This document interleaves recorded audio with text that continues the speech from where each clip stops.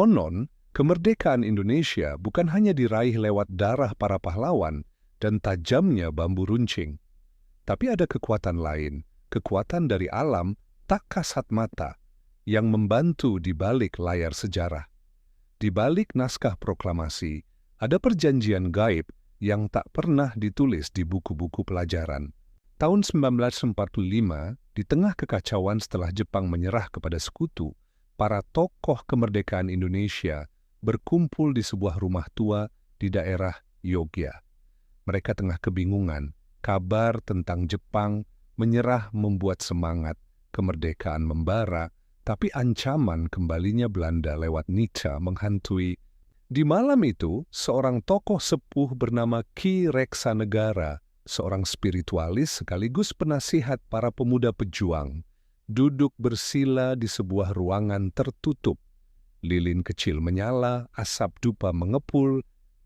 Waktunya sudah dekat, tapi bangsa ini belum cukup kuat secara lahir, fisiknya. Ia memejamkan mata, membaca mantra-mantra kuno dari naskah warisan leluhur.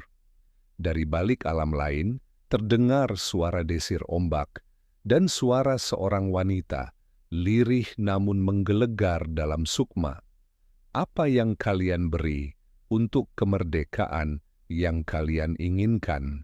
Ki Reksanegara menjelaskan kepada para pemimpin muda bahwa tanah Jawa dilindungi oleh 7 penjaga gaib yang disebut Pangiwa Pitu. Salah satunya adalah Ratu Laut Selatan, Nyi Roro Kidul. Demi mempercepat jalan kemerdekaan, sebuah perjanjian gaib harus dibuat. Bukan perjanjian yang menggadaikan bangsa, tapi sebuah ikrar.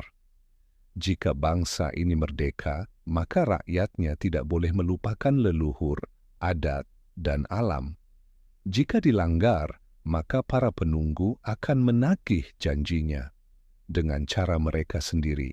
Di malam Jumat Kliwon, 7 tokoh spiritual dari seluruh pelosok Jawa berkumpul di Pelabuhan Ratu.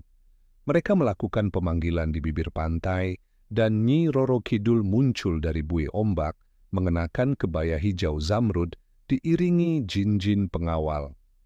Kami akan membuka jalur, menyeret musuh kalian ke dalam konflik sendiri. Tapi ingat, jika kelak manusia melupakan asalnya, tanah ini akan berguncang. Beberapa hari setelah ritual itu, terjadi peristiwa-peristiwa aneh.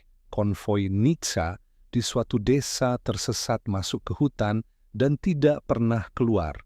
Pos militer Belanda di Ambarawa mendadak dilanda hujan belatung dan demam tinggi, membuat para serdadu ketakutan. Di beberapa medan perang, para pejuang mengaku melihat sosok-sosok berjubah hitam membantu mereka menusuk musuh dengan tombak tak terlihat. Salah satu saksi, Pak Marjuki, mantan pejuang, bercerita sebelum wafat. Saat aku terpojok di sungai, aku bersiap mati. Tapi tiba-tiba air berubah hijau dan dari dalamnya muncul wanita cantik. Dia hanya berkata, lari ke arah barat, kami tangani sisanya. Setelah itu terdengar teriakan, seperti sepasukan jin sedang mengamuk. Setelah proklamasi dikumandangkan, banyak yang mengira semuanya selesai. Tapi tidak bagi para spiritualis tua seperti Ki Reksanegara. Ia tahu perjanjian gaib belum selesai. Tahun 1950,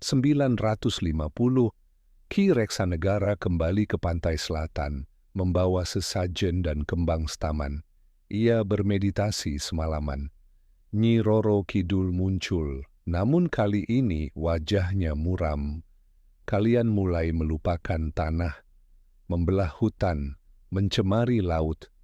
Tak lama lagi kami akan menagih. Semenjak itu, beberapa tokoh spiritual yang terlibat dalam ritual awal menghilang satu persatu. Sebagian meninggal misterius, sebagian lenyap tanpa jejak. Dukun-dukun desa percaya mereka dipanggil kembali untuk menyeimbangkan dunia. Tahun 2015, seorang jurnalis bernama Reza sedang menyelidiki cerita rakyat tentang perjanjian gaib kemerdekaan. Ia menemukan naskah kuno peninggalan Ki Reksanegara.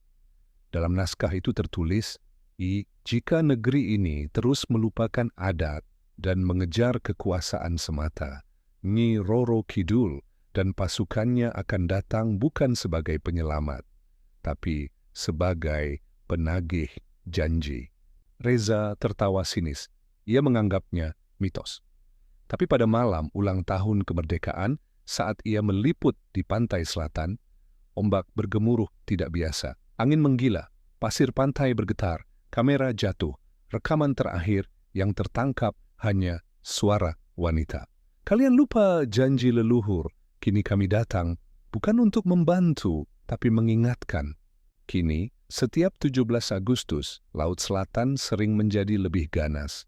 Konon, Nyi Roro Kidul masih menunggu, menilai apakah bangsa ini masih layak atas kemerdekaan yang diperjuangkan bersama, baik oleh manusia maupun oleh bangsa gaib yang dahulu ikut berperang. Reza, jurnalis muda dari Jakarta, masih terobsesi dengan dokumen tua yang ditemukan di gudang Arsip Nasional. Dokumen itu milik Ki Reksanegara dan ditandai dengan simbol 7 garis melingkar. Ia merasa ada hal besar yang sengaja ditutupi sejarah resmi.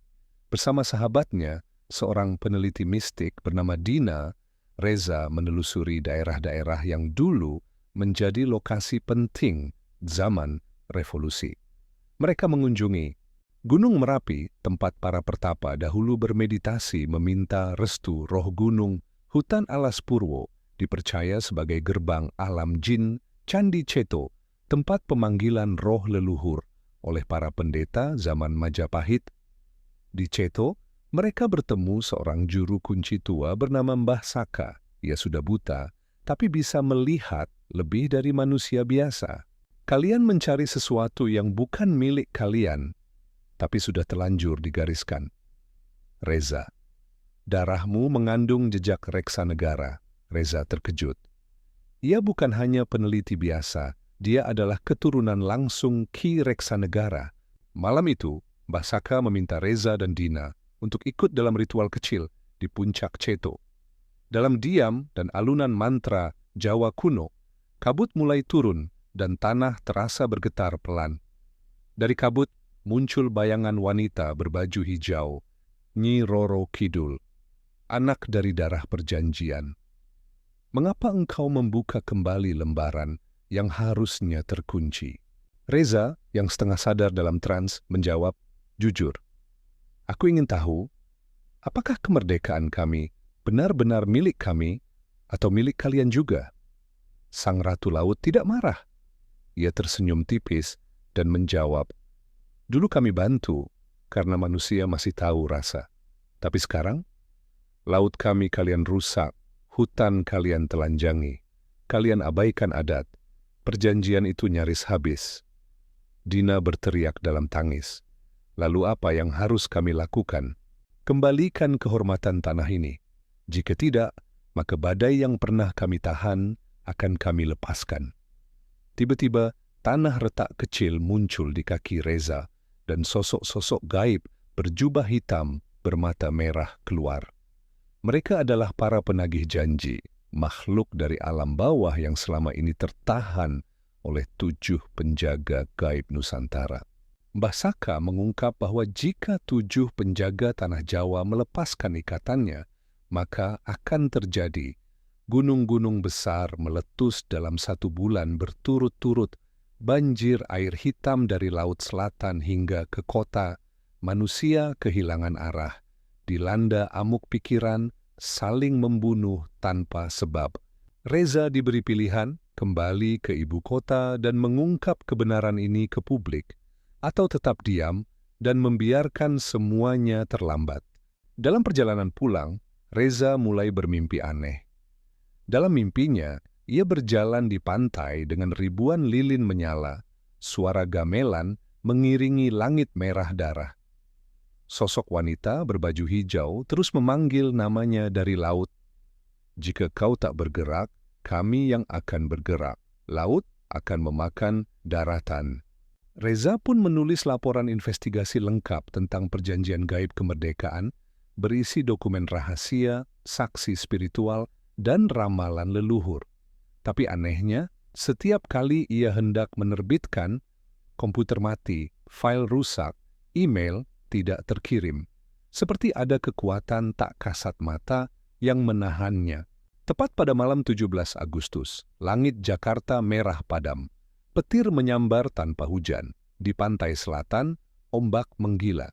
Para nelayan tidak berani melaut. Di sebuah stasiun TV lokal, berita kilat muncul. Seorang jurnalis bernama Reza dilaporkan menghilang sejak 2 hari lalu di wilayah pantai Parangkusumo. Hanya ditemukan sandalnya dan catatan sobek berisi tulisan, "Waktumu hampir habis." Dina kini sendirian. Ia bertekad meneruskan warisan Reza, mengumpulkan para penjaga adat yang tersisa. Karena jika tidak, kemerdekaan yang dulu diperjuangkan bersama akan berubah menjadi kutukan yang dipanen sendiri. Setelah menghilangnya Reza secara misterius, Dina mulai sering mengalami mimpi-mimpi aneh. Dalam tidurnya, ia melihat Reza berdiri di tengah api. Di belakangnya 7 sosok berjubah hitam melayang tanpa kaki. Dari mulut Reza keluar suara bukan miliknya. 7 penjaga telah rapuh. Jika yang baru tidak ditemukan, maka tanah ini akan terbelah. Pagi harinya Dina menemukan di mejanya sebuah kain lusuh yang tidak pernah ia miliki sebelumnya. Di kain itu tergambar simbol kuno, 7 lingkaran mengelilingi satu pusaran besar di tengah. Kain itu berbau dupa dan tanah basah. Dina sadar warisan ini kini jatuh ke tangannya.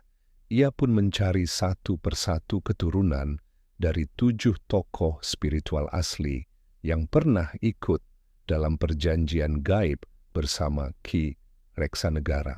Perjalanannya membawanya ke tempat-tempat terpencil. Gunung Lawu. Ia menemukan seorang pemuda tunawicara bernama Bagas yang bisa berkomunikasi dengan roh lewat tulisan. Ia adalah keturunan dari Pawang Petir. Bali Utara, seorang gadis buta bernama Ni Ayu bisa merasakan aura makhluk halus hanya dengan menyentuh tanah. Keturunan penjaga Laut Timur. Suku Baduy Dalam. Dina bertemu Jaronara, pemuda yang hidup tanpa teknologi, tapi tahu segala rahasia angin dan tumbuhan. Keturunan penjaga hutan, Banten, seorang dukun tua menyerahkan keris batu kepada Dina, titipan dari penjaga langit barat yang telah wafat. Pemilik keris akan segera datang sendiri. Sumedang, seorang anak yatim piatu bernama Gilang yang bisa membaca mimpi orang lain. Ia mewarisi darah tukang tapak jejak Malang Selatan, Sari, penari ronggeng yang tubuhnya bisa dirasuki oleh roh nenek moyangnya. Ia adalah medium dari penjaga gerbang arwah Sragen, seorang pria misterius bernama Ki Jati Sura, tidak menua sejak tahun 1945. Ia mengaku sebagai sisa terakhir penjaga lama menunggu generasi baru muncul. Setelah ke-7 orang itu berkumpul, Dina membawa mereka ke tempat terakhir Reza menghilang, Pantai Parangkusumo. Di malam 1 Suro, mereka menggelar ruatan tanah leluhur, sebuah upacara untuk menutup kembali perjanjian lama dan menetapkan penjaga baru. Tapi semuanya tidak berjalan lancar. Saat mantra terakhir diucapkan, tanah bergetar hebat. Dari tengah laut muncul ombak hitam berbentuk ular raksasa. Petir menghantam pasir. Dari dalam laut terdengar suara Nyi Roro Kidul, tapi bukan dalam wujud lembut seperti sebelumnya. Suaranya penuh amarah. Manusia tidak menepati janji. Kalian menagih pengampunan, tapi masih menumpuk dosa. Bagas mulai menulis cepat di atas tanah, tangan gemetar. Jika penjaga baru gagal, tanah ini milik kami kembali.